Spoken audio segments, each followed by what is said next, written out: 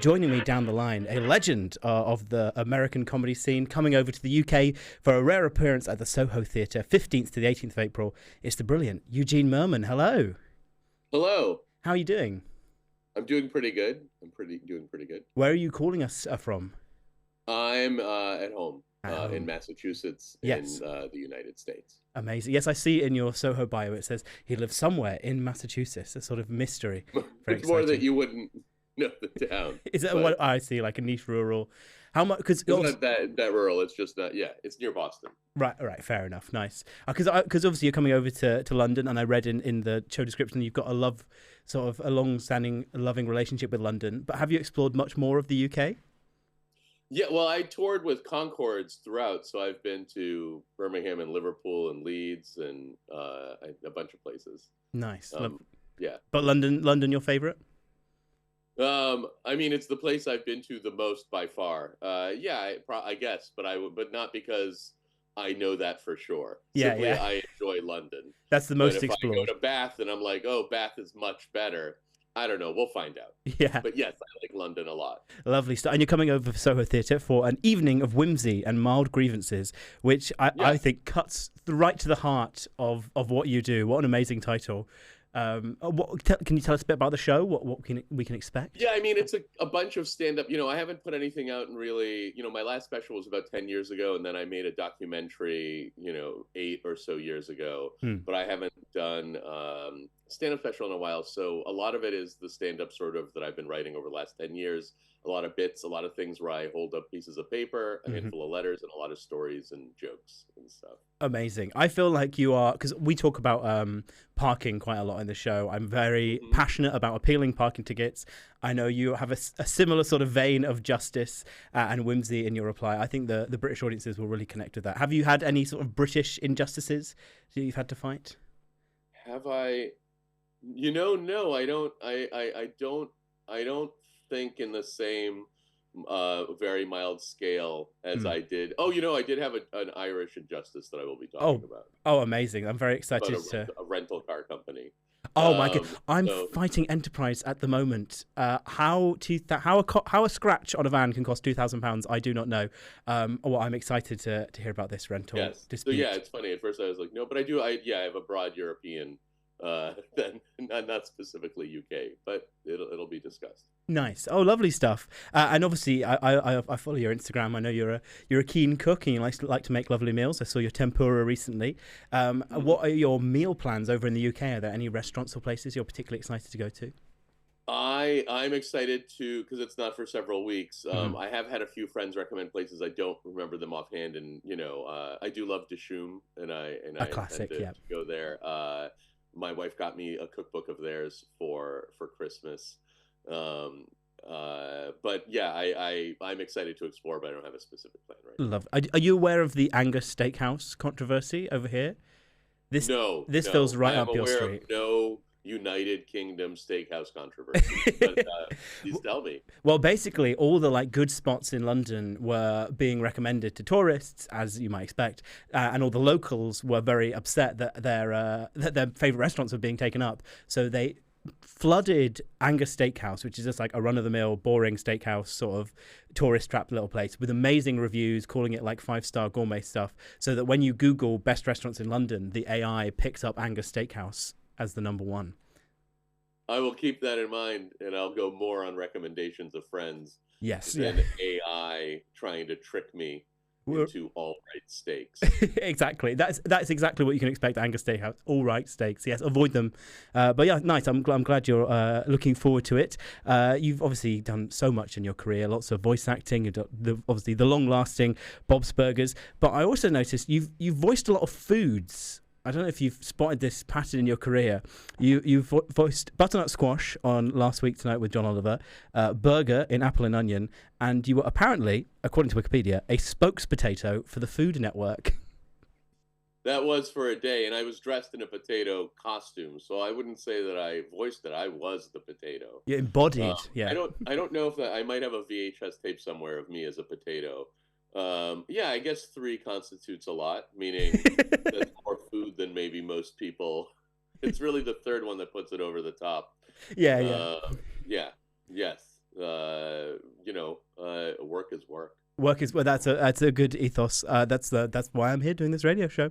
No, I also enjoy it and get to speak to lovely people like you. And I enjoy being a squash on John's show. Yeah. I am. So we are sort of a very vaguely newsy show. We talk about sort of British news and stuff. Do you have a handle on British news? Do you know what's happening over here? I think the accurate answer would be no. And then who knows? Maybe you'll say something, and I'll be like, "Oh, I did hear about that." But I'm not up on British news, but tell me, and we'll find out if I'm wrong. I mean, well, I have some headlines here. So these are sort of fill in the blank headlines. I'm going to read you a headline from the news, and you can fill in the blank for me with any suggestion you like. Bowl of blank appears in street again.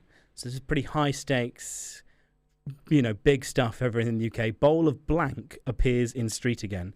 So what notable bowl of things has been spotted in the UK streets? It's hard to know. That's worth reporting. I mean, I don't know. I can't tell if it's as simple as oatmeal or as sad as something from a human. Oh my goodness. So I don't know. Is it mushy peas? That's a good guess. That's a very on-brand guess for the UK. But it was actually a bowl of peeled bananas. This is a monthly. This is why it makes the news. Every month in Beeston, which is in the north of England, a bowl of peeled bananas appears on the same corner of the street, and then disappears when no one sees it. Disappears because someone just takes it. I think the same person who places it. I was about to call them a vandal, but it's not really vandalism, is it? Yeah. Not exactly. I mean, when I hear a story like that, I think things must be okay in England. Yeah. Because if that's being reported, that sounds like stabbings are down.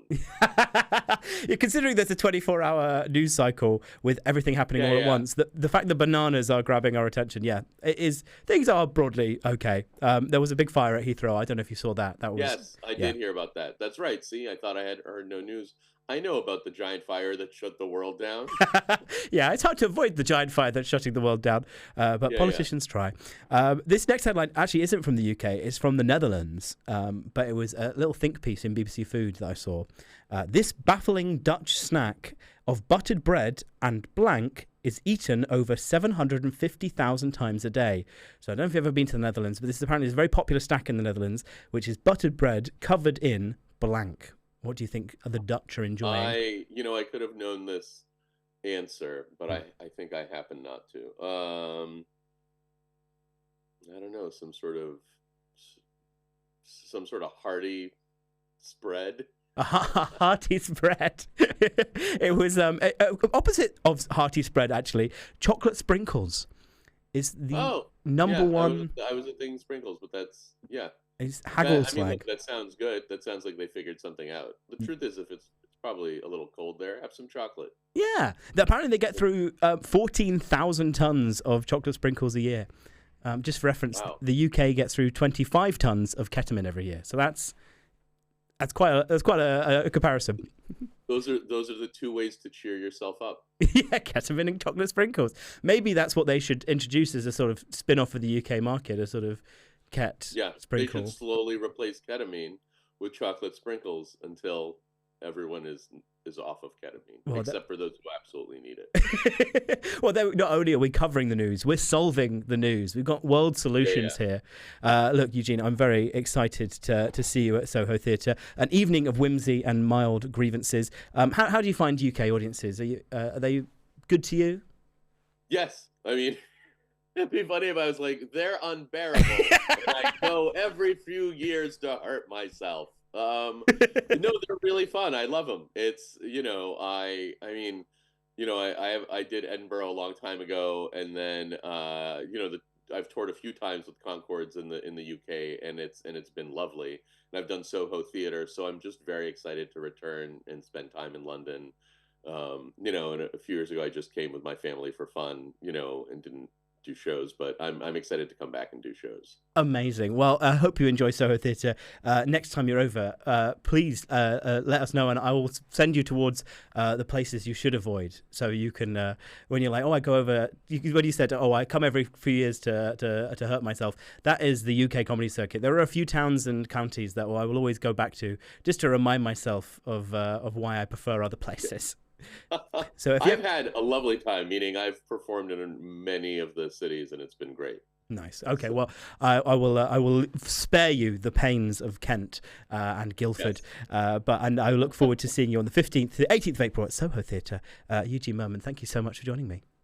Thank you so much for having me.